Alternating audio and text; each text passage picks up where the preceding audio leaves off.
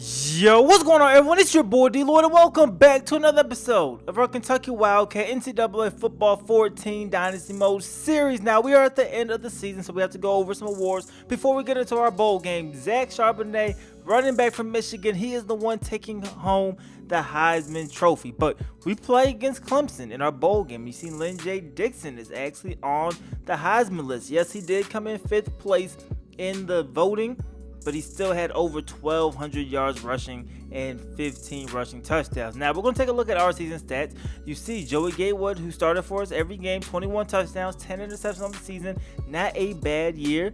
I would say it was a pretty solid year. His first year as a starter for the Wildcats, man. Travis Tisdale, who came in later on in the season, finished with 600 rushing yards. Chris Rodriguez, who started off as our starter, later got benched. He finished with 455 yards on the season. But Tisdale, definitely a difference maker. I think he has opened up a lot of stuff for our offense. So it's definitely good to see, him kind of rise up the ranks a little bit. And I'm definitely looking forward to see what he could do as a full-time starter from here on out. But Travis Tisdale had a pretty solid second half of the season, so I'm not complaining at all. Wide receivers, you have Ricardo Allen leading us in receptions with 44 catches, 700 yards, and 3 touchdowns. Allen Daly Jr., 41 catches, 600 yards, 6 touchdowns. Then our tight end, Justin Rigg, 32 catches, 300 yards. So, love for everybody, right? We didn't really favor one receiver over another. Love for everybody. Now, DeAndre Square led us in tackles with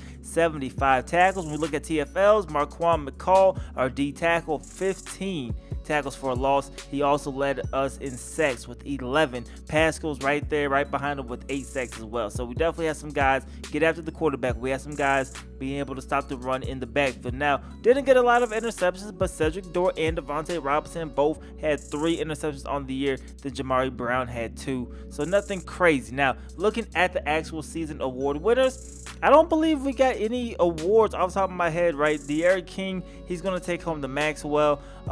We didn't get the Walter Camp at all. That goes to Tyler Eligier. I'm butchering that name, but he's the one that took home the Maxwell, man. Like I said, did not get anybody really for consideration when it comes to awards, right? Which is definitely somewhat, concerning. We would definitely want more players up there than we're actually up there, right? Of course, we had Darian Kennard, but he's a 99 overall. Maybe he could have been higher. Who knows, man? But like I said, not a whole lot of love for Kentucky players. We were close on the Lombardi. I think that was it. I don't think we were close on anything else besides those, man. So definitely somewhat concerning. Now, we're going to go ahead and take a look at the All-Americans. We did have some success when it comes to getting players on the All-American list. So nobody really on the offensive skill group position, but you do see Darian Kennard sitting there at the right tackle spot. That is definitely something we want to see. We also got Marquand McCall, the guys that were all finalists for awards. DeAndre Square basically came out of nowhere, but he was a first-team All-American at the middle linebacker spot. So that is something that is positive to see. That's all the first-team All-Americans we had. Now, when we go to look at the second-team All-Americans, not quite the same success as the first-team All-Americans. So not one offensive player going through the defense, and you see not one second-team All-Defensive player. So nobody there at all. Freshman All-Americans. And we actually had more success getting a freshman All-American than a second-team All-American. You see Justin Rogers, the redshirt freshman, but he's still a freshman, right? D tackle, he was able to get there. And then our kicker, Jaden Ellis, I don't know how he really got there, because our kicker does not have a strong leg, but I guess accuracy reigns supreme, so that's why he's there. Now, looking at the All-SEC, you will feel like we have more guys, but still no luck on the skill position group. Now, Darian Kennard, McCall, our guys, DeAndre Square, all the guys we expected, but we did get, in addition to Jamari Brown, he's going to be a first-team All-SEC cornerback. Now, finally, getting some offensive love. Second team All-SEC, Joey Gatewood, our quarterback, he is going to be there. Allen Daly Jr., he is going to be there as well. So our second leading receiver, but good enough to be second team All-SEC. Justin Rogers is going to be there as well at the defensive tackle position. A string of LSU guys before you finally get to Devontae Robinson, who had a couple of timely interceptions, especially later in the year. Then Yusuf Corker got there as well. So did Terrell Ejian. So we got some solid guys there, and it's definitely good to see. But now we got to focus up, right? We're in the Chick-fil-A Peach Bowl, and we got to do our thing. Taking on Clemson. They are ranked number 12. We are ranked number 20. They have the advantage when it comes to the overall. But, man, Lee Corso's rolling with us, and hopefully we prove him right.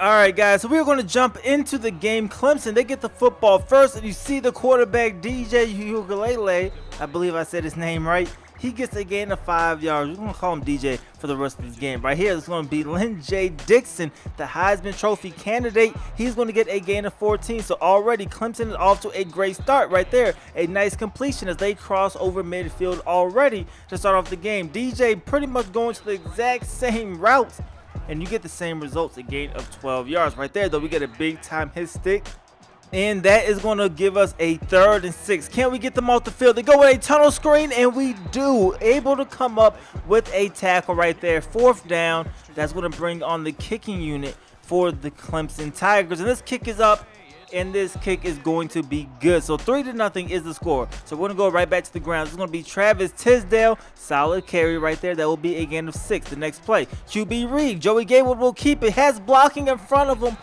but he will end up getting 11 yards. So 2nd and 10. Hand it off to Tisdale again, and this time doesn't have the same success, but still going to get 3 yards. We're going to take 3 yards all day long. Gatewood dropping back. He's going to find Allen Daly Jr., who makes the catch, and the stiff arm is going to propel him to get even more yards, a total of 35 on that reception. So 1st and 10 now. We're handing the football off to Chris Rodriguez. You know he doesn't have the speed, but he has some moves, as the double juke does give him some yardage. 2nd down, we go back to the ground. This is Tisdale, and Tisdale is going to be inches short of that 1st down marker. So we go right back to the ground again on 3rd and inches, and Tisdale is getting into the end zone. Touchdown, Wildcats, and we are going to take a 7-3 lead game in the Chick-fil-A Bowl. So here is Lynn-J Dixon, cannot go anywhere at all on that handoff. So 3rd and 11 for the Tigers. Dropping back, DJ taking the shot down the field, and this one will fall incomplete. Devontae Robinson, great coverage right there, and we are going to get the opportunity to try to extend our lead. So Gatewood dropping back. He's going to find Ricardo Allen. A good throw and a good catch. That's going to take us over in the Clemson territory. So now 1st and 10, last play of the 1st quarter, going with a screen. Allen Daly Jr. jukes right into that hit stick, but that will still be a gain of 9 yards. So 2nd down as we enter quarter number 2.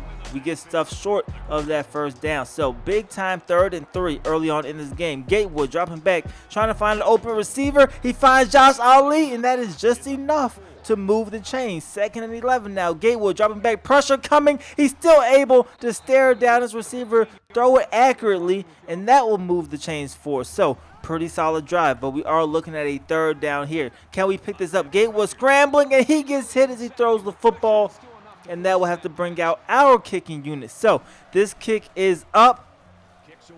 This kick is good. So 10-3, that is the score as we are here in the 2nd quarter, midway through the 2nd quarter. Right here, they're going to hand the football off, and that is going to be a solid gain of 6 for Dixon. 2nd down, DJ hands it off again, this time to the backup running back, and they will actually lose 4 yards on that carry. So 3rd down, can we get them off the field? Everybody is short, and whoa, they are lucky that one wasn't picked off, because that could have potentially been a pick 6. So 1st and 10 now, dropping back. Look at Allen Daly Jr. with the spin move. That's going to take him down to about the 22-yard line. 3rd down, though.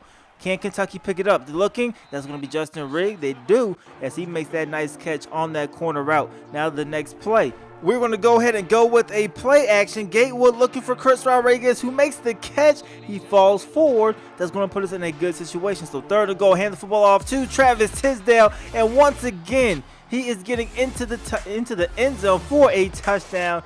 17-3, somewhat of a shocker in this bowl game. But can Clemson come back. So DJ right away, he's going to find his receiver on that short pass. Here, right down the middle of the field, there's going to be another reception as they are getting closer and closer to midfield. DJ now has all the time looking down the field, and he is going to find his target again. Another big time reception. So Clemson just strolling down the field right now. DJ dropping back, looking to his left. He will complete this one to Braden Galloway, but he will be a little bit short of that first down marker. But a few plays later, this is DJ looking down the field. Does not matter because Justin Ross makes that reception. But now, under 10 seconds to go in the half, DJ looking in the back of the end zone, and this one is going to be intercepted. Jamari Brown jumps in front of that, and no points for Clemson going in to halftime. So we're up 17-3, and we got the football to start things off here in the third quarter, but we give it right back to Clemson as we throw an interception. We are lucky that they ran out of bounds, and now we get a chance to play defense if we can play defense, because DJ, he is taking off for a gain of 11. That's going to be a first down for the Tigers. Now DJ looking to his right, he's going to find Ross, and Ross is falling into the end zone. Touchdown Clemson.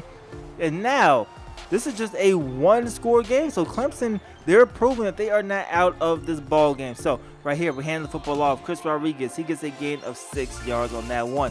2nd and 4. We go with a QB read. Joey Gatewood's going to keep this one. He has room to run. He's taking this one down to the 30-yard line. The next play, Gatewood dropping back, has a wide open tight end. He will find Justin Rigg. He will be about a yard short of that first down marker. Go ahead and hand the football off to Travis Tisdale. He has room to run. He picks up a first down and a little bit more. Gets a gain of 8. 2 plays later, 2nd and 8. Hand the football off to Tisdale again, and he is getting right back into the end zone. Travis Tisdale is playing no games in this one. His 3rd touchdown of the day. 24-10 is the score. And what is going on here? What was that as Clemson turns the ball over? I don't know what happened, but Pascal made one heck of a play, man. One heck of a play. Rerouted the quarterback and then jumped in front of the pitch. So now we have to try to take advantage of it. Gatewood dropping back, cannot find an open receiver, and he is going to take a sack. 3rd down. Can he find a receiver now? Blitz is coming, and no, he cannot, as he gets hit as he tries to throw it. And man, Clemson down 2 scores. They need to get something going. One of the last plays of the third quarter. They're going to go ahead and complete that one to Justin Ross. He's going to be a little short of the first down, but a couple plays later, they did pick up a first down. This is going to be DJ just scrambling in the backfield and able to make something out of nothing. That would be a gain of 9. 2nd and 1. DJ rolling out to his right, breaking out of a sack, and he's still going to get brought down. Looked like for a second that maybe he will fall forward, but that was not the case. So 3rd and 1, hand the football off to Dixon, and he is going nowhere. Big time stop, and they will actually punt the football. So we have an opportunity to basically try to put this game away. Josh Ali, he makes that catch down to about the 41-yard line. Right here, go ahead, go with a play action. Gatewood looking to his left. He will find Allen Daly Jr., who makes that reception. And we are down to about the 12-yard line. 1st and 10. Down the middle of the field. That is Ricardo Allen. Touchdown. And that's basically going to put the game away. We went up 31-10 at that point. Clemson would get points on this play later on in the game with Dixon getting this run, man. But it was under a minute left, and that will end up being the ball game. 31-17. And in a season where we started 4-4, a season that we struggled. Not only did we win the SEC championship game, we won our bowl game against ranked Clemson in the Chick-fil-A Peach Bowl, man. So a big-time game, a big-time performance. Travis Tisdale, only 64 yards, but 3 touchdowns. He is going to be the MVP of this bowl game, man. As we take a look at the entire stats for our team, Joey Gatewood, 17-29 for 204, 1 touchdown, 1 interception. Travis Tisdale, like we just seen, 12 carries, 64 yards, the 3 touchdowns. Allen Daly Jr. was our guy receiving today. 4 catches, 84 yards. Josh Ali had 3 for 31. Ricardo Allen, 3 for 49. So everybody contributed. But what's new? That's basically what we've been doing the entire way. DeAndre Square led us in tackles. That's also something that's been happening almost every single week. TFL's right actually was there, but our unusual names. DeAndre Square, he had the sack. And Jamari Brown got our interception. Now on to the college football playoff. Now that our bowl game is over, you see the matchups here in the Rose Bowl. You're going to have number 1 Oregon against number 4 BYU. So we're going to go ahead and we're going to have to simulate these games in order to make the tool work for the college football playoff, man. So this game is actually going to be Oregon. They came out of here with the win, 26-22, a very, very close matchup. But Oregon now going to advance to 14-0 on the season. Now in the second game, you had number 2 Cincinnati against number 3 Miami. This one's going to be pretty close as well. In this game, number 3 Miami, they come out on top over previously undefeated Cincinnati, 42-28. So a big time win there for Miami. Somewhat of a shocker, right? Because Cincinnati was undefeated, and that is going to set up our college football playoff championship game. So you see the bracket, number 1 versus number 3. Not too much of a shocker because Miami is a very talented team. They're playing in Dallas, Texas. So we're going to go ahead and we're going to simulate this game as well and see who are the champions when it comes to season 2, man. So you sim this game up, and our national champions of the season is Oregon, coming out with a 24-14 victory over Miami, finishing the season undefeated, completely perfect, 15-0. Miami is going to fall to 13-2. And we're going to take a look really quick at the actual college football playoff bracket again so we can see how everything took place. Oregon defeating BYU. Then you had Miami beating Cincinnati. Then in the championship game in the Natty, Oregon taking it home against Miami. And you see Oregon, they're going to finish number 1 in the final poll of the season. Michigan at number 2. Cincinnati did drop to number 4. Louisiana is actually 3, which is somewhat of a shocker right there. But we are actually in the top 15. We're going to finish the season ranked number 13. We're going to take that all day long. We are cool. Clemson did not fall very far at all, only down one spot or a couple spots to number 14. So we're definitely going to take that one. And then rounding out the top 25 is going to be Troy, who got the nod to be number 25, man. So that is going to be it. That's going to be everything for this episode, man, as we are done with season 2. Next episode, of course, will actually be the off season as usual, man. I hope you guys did enjoy this video. Hopefully you guys are enjoying the series. If you guys are, please do me a big favor. Go ahead and leave this video a like, man. It definitely helps me out a lot. And subscribe if you haven't already. It's your boy DLloyd. I'm see y'all next time. Peace.